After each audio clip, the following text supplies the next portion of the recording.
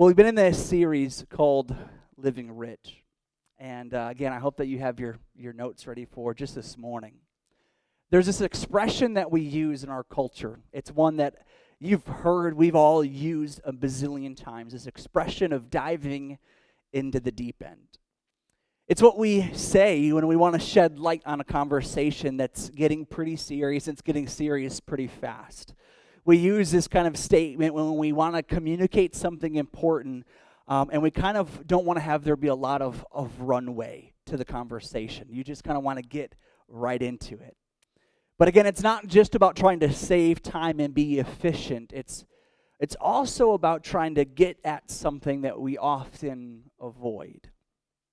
You see, we all remember being kids and throwing our floaties on and jumping in the pool. And I don't know if you were like this as a kid, but this right here just reminds me of my childhood, right? As being a kid, I loved swimming, but man, when I would be in the deep end and my feet could not touch, your imagination goes wild, right? I mean, we could be in a hotel swimming pool, but are there sharks in here? Right? I mean, this water doesn't taste like chlorine. It could be salty. Is there a shark in here? Whatever. And I mean, even it's fun even for Aaron and I and our young kids too. How even as kids, right, our imagination just goes wild. This fear that we have of not being able to see the bottom, seeing only darkness, really does bring all these imaginations in, and they are overwhelming and they are terrifying. You see, but perhaps the best way to rid our mind of the monsters that are lurking down in the darkness of the deep is to stop avoiding them, but actually to do what the very expression is about, to dive deep into the deep end. Figuratively, of course. Friends, this is the very reason why we're in this series. As a result of sin being brought into the world by us, not by God, we welcomed it in, we let it in the back door, and it has destroyed everything. Our relationship with the fruit of our labor has forever been an issue. This isn't new with the founding of our country. It's not new with the invention of the credit card or anything like that. It has been in the heart of humanity since the fall. This broken, twisted relationship that we have with the fruit of our labor. Back, in our day and time now, in our culture, it relates to the U.S. dollar. In other cultures and other countries, it relates to their currency. If we were in a different part of the world where we didn't use that form of currency, but we traded pottery or animals or produce or whatever it is, it still would be an issue. Every human being since the fall has fallen for the same lie that a rich life is one filled with earthly treasure that we can gain on our own. That our peace, our inner peace, comes from what we can create, what we can earn, what we can achieve. It's not a math problem we're dealing with, it's a heart problem. And you see, that is why, as we began last Sunday, and even a few weeks ago, actually a month now today, we had this conversation back in our kind of New Year series about this very thing. This beautiful reality that our richest life is one lived for the things of heaven and not the things of this world. And so we are, like Casey shared last Sunday, we are diving into the deep end with this series as for week after week until the end of February, and when March comes, spending all of our time talking about these monsters that are lying and living in the darkness, and that we could perhaps expose them for the fraud that they really are, and frankly the control they have over us, and how they are truly ruining our journey of being made new by Jesus. You see, this morning we're going to look at another very upfront, raw moment, a very in-your-face parable that Jesus teaches.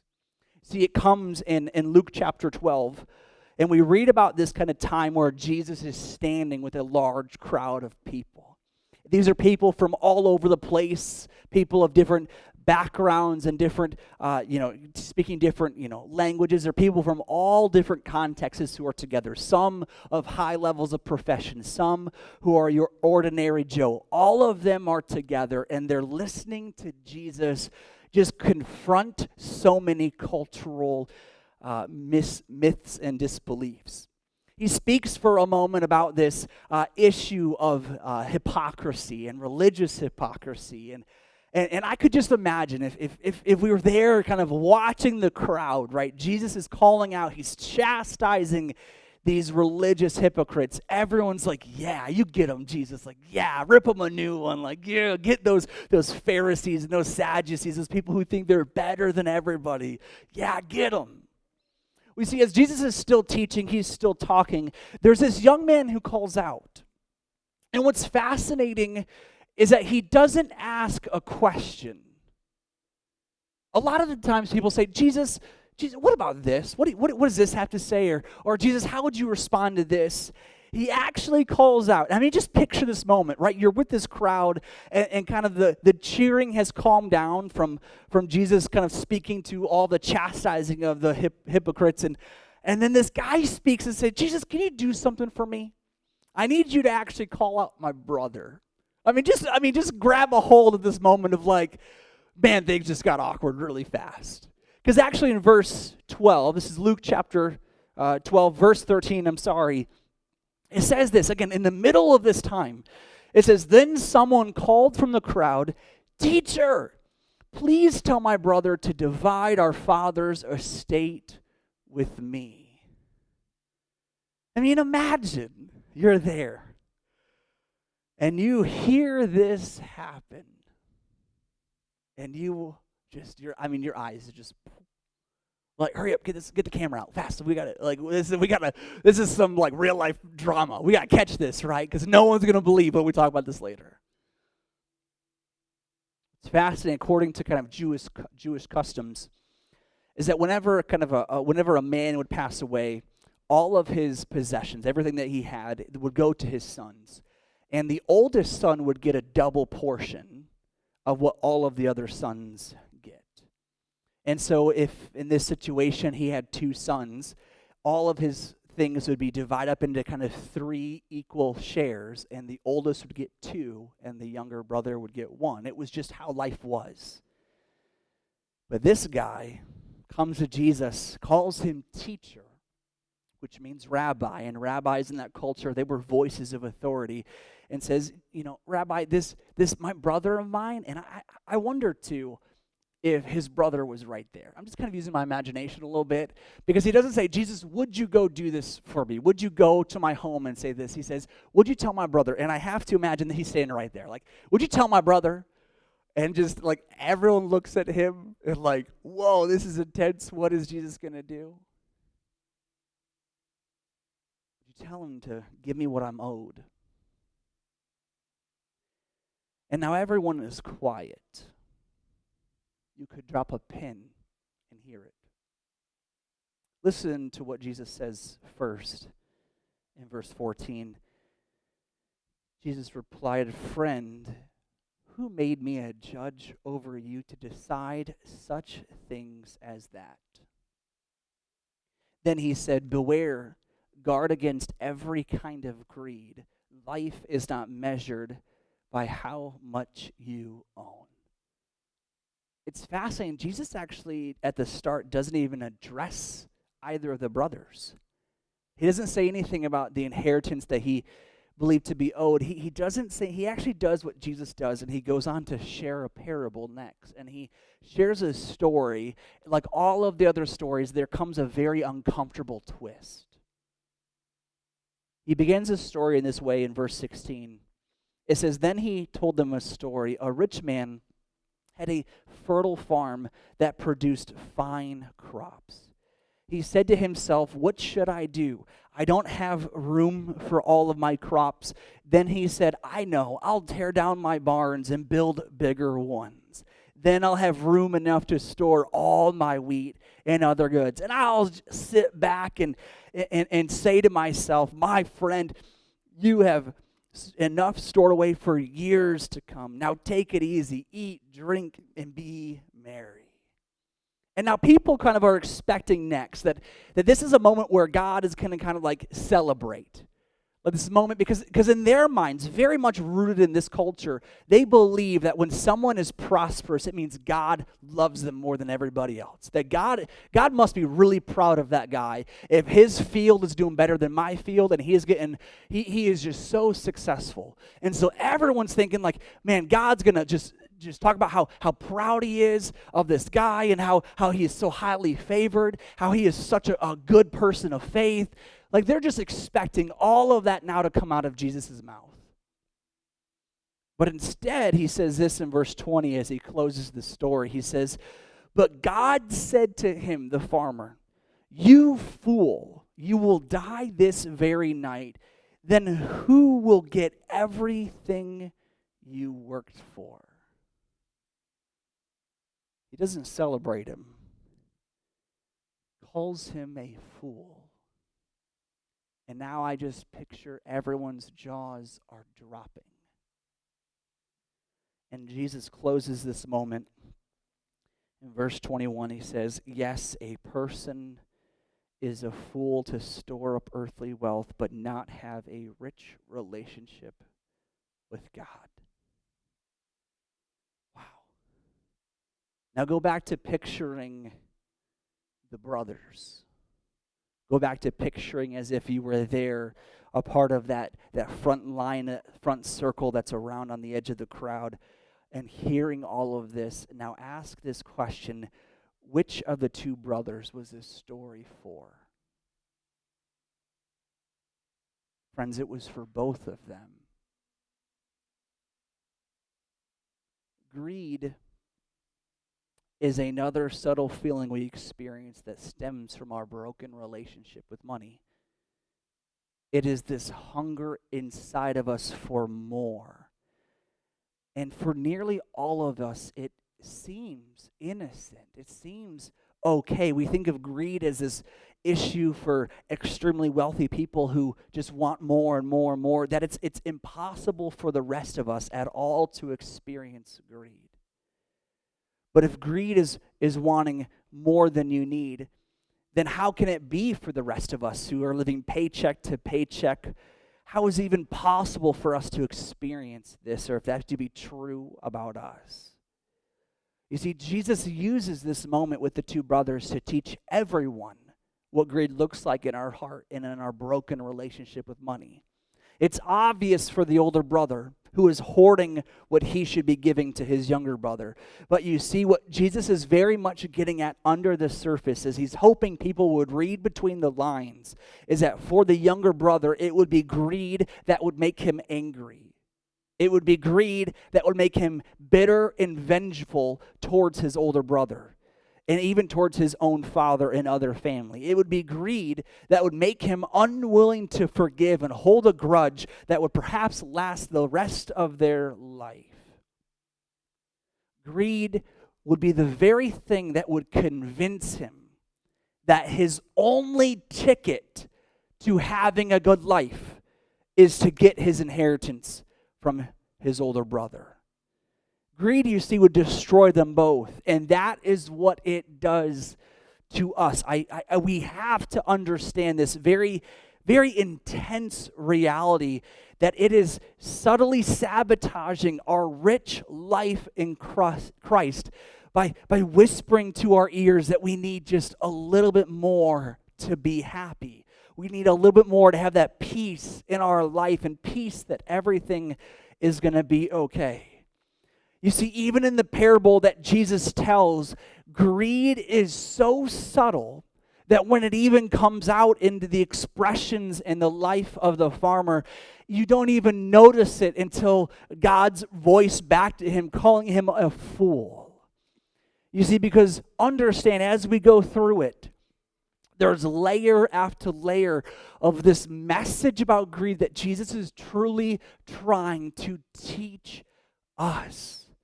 You see, first of all, it's the farmer's response and reaction about all of his crops. He says, I don't have room for all of my crops. And this is what kind of greed kind of whispers about, that we are the real owners of our things, not God. From the money we earn, the cars we buy, the homes we have, the furniture that fills them. When we are apart from God, we view everything in our life as our own. But as we spend time with Jesus and he speaks to us about this reality that all of us, all of our life, all of it belongs to God. We are simply managing it on his behalf. Like he is the true owner.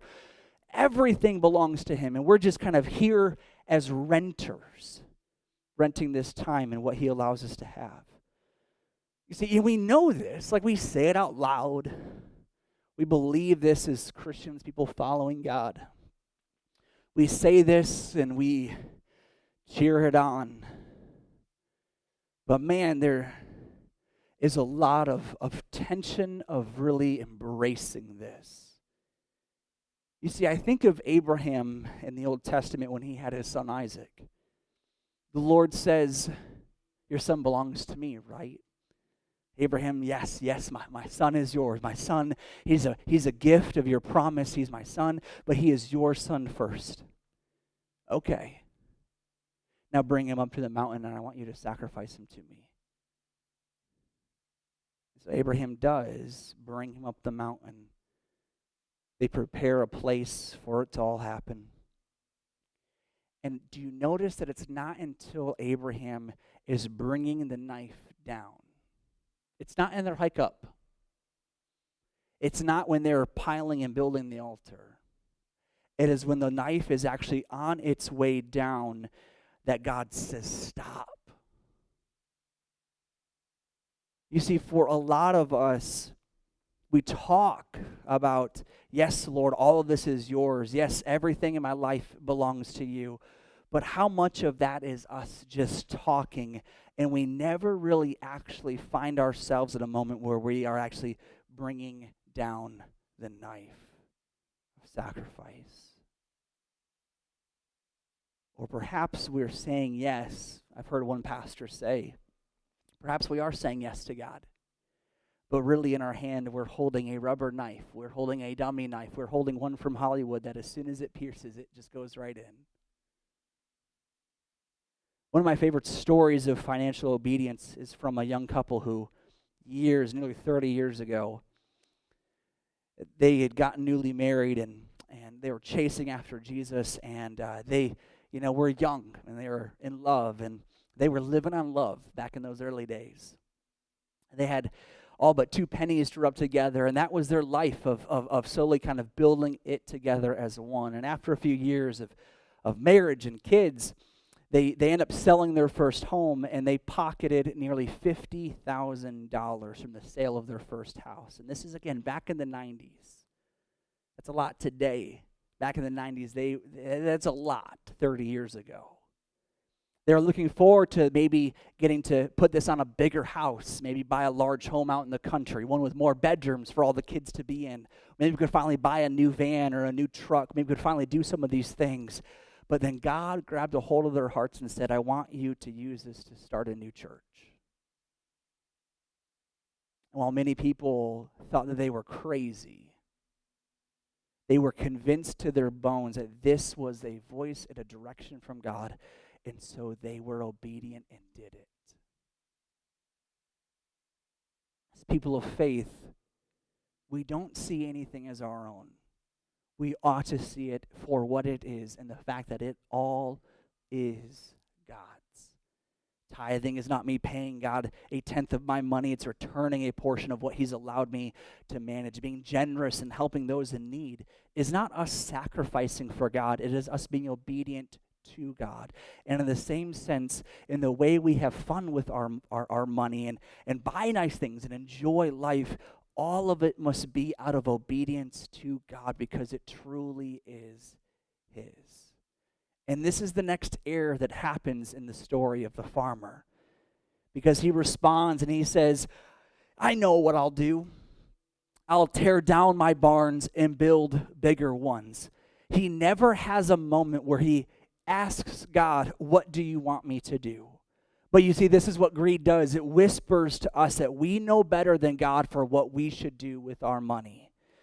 And you see, we have to understand this important part of the story is that in verse 20, when God says that you're going to die soon, it is not God leashing out or lashing out in punishment. We have to understand that. Like this moment of God delivering the news of you're about to die is not, oh, you've done terribly wrong and now I'm bringing judgment on you and I'm taking your life. No, God is trying to help him realize like your life is about to end. And if the man knew that his life was about to end, then he would carry out his way with this blessing in a whole different direction. Don't you agree? You see, we have to understand this fact that money is not evil, and it is perfectly good to have nice things and enjoy nice trips and go on nice vacations. It's perfectly great. We have to understand that we make this mistake in our Christian culture. It frankly is because of legalism. It's frankly because of self-righteousness and even insecurity within us that we have to be sour all the time. We can't enjoy what we are given by God. We have to sacrifice everything. And we have to have this idea that we must be monks who just strip away all the pleasures of the world and just like get rid of everything, that we can't enjoy nice things from God. This is not the way that things work. God wants to treat you. And the expression that we hear is, we say God, wants to make us happy, and that feels like nails on a chalkboard. It just seems like, I feel weird saying that out loud, but let me put it to you this way. God is a good father who loves seeing his children enjoy life and enjoy his blessing.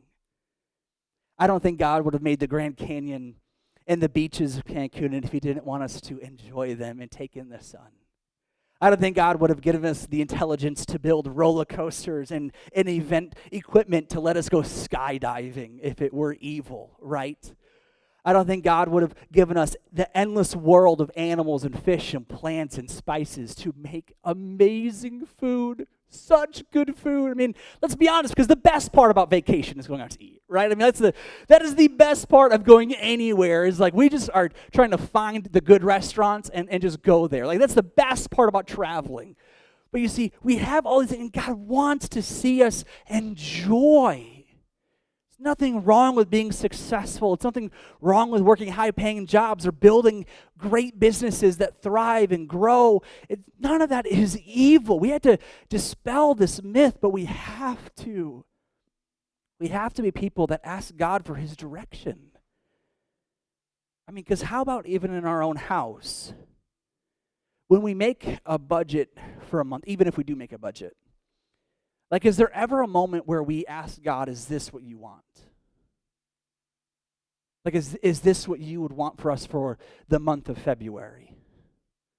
And how we do things, if there's in our budget, what we spend on date nights, or we spend on taking the kids to the trips, or we spend on this, or we spend on that, or we spend on giving away, or whatever it is. God, is this what you would want?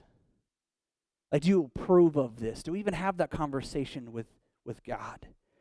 When we plan our vacations, or we buy new cars, or we move, do we ever say, God, what do you think? Like, again, out of our legalism and out of our self-righteousness, we're going to embrace this ideal that we should feel guilty. And that exists in many people's minds. But friends, understand, as a dad, I love it when I get to tell my son, hey, we're going to go do some errands together, and at the end, I'm going to give you a giant milkshake from Slim's Chicken, and you get to pick whatever flavor you want. I love that. And the Lord, he loves blessing us. He loves to be that kind of father who just spoils his kids. And God wants to do that in your life. But a part of this journey is we have to understand is that greed wants to tell us that it's our money, so we get to do what we want with it. Greed is telling us that we know what's best. There's this false perception that God is a fun killer. And he is not. Now, our kids know that 9 times out of 10, dad is probably going to be the one that says no, and mom is the one who says yes to about anything. Kids know that mom is the fun one and dad is often the fun killer, but understand the same God who is forming me is forming my wife. And the same joy that she loves to bring into our children's lives comes from the same heart of God that wants to bring joy into our lives. This is not a prosperity gospel. This is not, I'm going to do good things for God so I can get good things from him. This is a statement of fact that God is like this. And he loves to see his kids enjoy the giant milkshakes that he gives them as they consume them responsibly. God has blessed you. But you see, it's out of this distortion of greed that we trap ourselves and don't really get to enjoy the blessing for what it is. It actually becomes a curse. And friends, that's why I am so excited for the financial peace class that we're starting this afternoon. Because God, I know that he wants to see us thrive and see you thrive and enjoy a life that is free from anxiety and is full of peace. And I can't wait. We already have about 18, 20 people who've signed up, which is awesome. It's going to be a great time, and I'm so looking forward to today. But you've heard me say a lot of things. You've heard me say a lot of things about this class, and I want to say something right now that you've not heard me say. Can I do that? You should only come to this if you are able and ready to do two things. If you are humble enough to admit that there is room for improvement, whether it be the personal handling of your finances, how you parent and disciple your kids and their relationship with money, or in your marriage and how you communicate and work together in our team, or other things. There's got to be this humility of recognizing that there is room for improvement. And the second part is that you're open to God leading you towards change. Because the truth is that if you're not humble and seeing the ways that you can improve, and you aren't open to God leading you towards healing and change, then this isn't for you. Because if you come only to tell people that this is for you but not for me, you'll spoil it for yourself and for others, and you don't need to be here for it. But the truth is that even if you see the slightest need for improvement, you'll recognize that what may be a small inch now, over the course of 20 to 30 years, will become a chasm of your life. What is grabbing a little bit of hold of you or ruining you a little bit right now, if it is left avoided, like the monsters that we imagine are there in the deep end, in the darkness of the pool, if we leave them alone, the one little inch grows to a chasm that consumes us. And it is true. Friends, look forward to this journey. I can't wait for it to begin. Many of you have registered. You can still sign up, be a part of it. We'll send out all the membership emails this afternoon after church, and so look forward to those in your inboxes, and your booklets will be at the class for you, everything. It'll be so, so good. But friends, the last thing that is very evident in this parable about greed that we have to see is that greed whispers to us that the wealth we leave behind is more important than relationships we can invest in today. Because as God responds to the farmer, he says, your life is coming to an end today, then who will get everything you worked for? This is not an elusive question of how things that we have will be just passed on to others. It is a very sincere question, one that the father of the two brothers who began this whole thing should have cared about. Who? Because somebody will be responsible for what we leave behind. And the question is, will we have molded in them a relationship and a character to be ready to receive what the Lord has allowed us to pass on? See, we make the mistake far too often. We see it happen in our family trees, and it's why families often fight over things. I've seen firsthand as a pastor in so many families where they're just fighting over who gets what, and it just devours everybody. A good friend of mine, he went back home to visit his brothers and sisters, and they all went out to a lunch, a dinner together. And he had not seen everyone in quite a while. He had moved across the country, and he was finally down, sitting down with his siblings and dad and just everyone. And the entire time at dinner, everyone was at each other's throats about who gets what when dad passes. It is this evil thing that we see happen in our family trees, and it's horrible. But we make the mistake in our 30 plus years of working where we spend so much of our time to build a nest egg or to build whatever it is, and we take no time to pour of ourselves into the who will get all of it once we are gone. We don't mean to forget that our kids are more important than our careers, but it happens when our calendars dictate our life and we don't get to give any bit of what's inside of us to them. See, the true thing is that money will only magnify the heart of a person. This is very true. Money will only magnify the heart of a person. And you see, the father of the two brothers, he failed to see that when he would pass, that his two brothers would be at, his two sons would be at each other's throats, when he could have spent time discipling them, investing in them, forming a good, honest, pure character in them, but he missed it. Understand, leaving anything to weak character children will only crush them. Perhaps you've heard in the Old Testament, Proverbs 13:22 says, a good person leaves an inheritance for their children's children. And it takes a lot of hard work to leave that. But understand, more than what our family needs from what we can accumulate, they need from us from what's in our heart. They need our stories of God moving. They need our faith. They need our love for Jesus. What's in your heart is what they need, not what's in your wallet. That's why Jesus ended with this, that only a fool will try to find all that he needs here on earth instead of realizing that they're looking for something that can only be found in a rich relationship with God. I know you have good intentions. We all do. I'm right there in the same boat with you. We have good intentions of wanting to give our family a good life. We want to take care of the people we love. We want to work hard, and we want to achieve, and we want to bless them.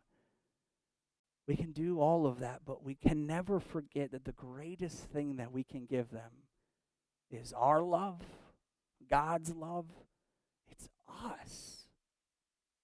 Not a casual belief that God is real, but we can pass on this life-changing relationship with Jesus. See, when it comes to the end, your kids won't talk about the Disney trips you did or didn't go on. They won't talk about how extraordinary or how simple your Christmases were. They will talk about their relationship with you. Whether it was one where they wished that you were more present, or it was one where you were always ready to talk and to be there for them. They will talk about how you impacted them, and they will talk about maybe the type of man or woman you helped them to become. Or they'll talk about the type of person that they don't want to be when they think of you. So you can't make up for lost time. You see, just the other day, we had someone who, through a friend of a friend, someone who passed away and got to be a part of the funeral and remembering this person's life. But I tell you this, there's this reason why in Ecclesiastes, where Solomon, he says something so bizarre. Like everyone's listening to him talk about the meaning of life. And there comes this moment in Ecclesiastes chapter 7, verses 2 through 4, where he says that it's better to go to a funeral than a wedding. Like, who says that? That sounds bizarre, right? He says it's better to be sad than to be joyful. He says it's better to mourn than to be filled with laughter. And you see, it's this very, very straightforward reminder that all of us will come to the end of our life. And you see, this very conversation of having a rich relationship with God is about living for the things that last and that are important and the things that mean everything. And it is heartbreaking for me when I see people live for all of the wrong things with even good intentions, all of the wrong things, trying to work and establish that peace or find that dignity or that meaning, or they're trying to be a good man that creates a good life for their family, but misses the chance to pass on the things that truly matter. Friends, I don't know where you are. I don't know what you're wrestling with, but I encourage you, Casey, you're welcome to come if you'd like to. I encourage you, wherever you're at in this season of life, allow God to grab a hold of your focus and the things that you're putting first and the things that you're prioritizing, and say, God, I want to live a rich life for you. Because any one of us can get distracted. I'd be lying to you if I stood here and said, yeah, I've never had a problem with greed. It's never consumed my heart. It's never taken a hold of me. I'd be lying. There's a time years ago where frankly, I was angry at God that he would call me to be a pastor and to live this life of not earning what so many of my friends and people would make and live this different life. There was a season where my heart was filled with bitterness towards God because of greed. It's sneaky like that. It's sneaky in the way that it consumes you. And it's so subtle, but friends, I'm telling you what, it is really good at ruining the life that Jesus wants you to live. Because what if God wanted to pluck you out from right where you are and say, hey, I want you to go on this mission trip, or hey, I want you to go cross the world and go do this, or hey, I want you to go start this church, or hey, I want you to go do this. And we say, oh, God, I'm busy in my career. No, God, if I did that, I'd have to sell the car. We'd have to downsize the house.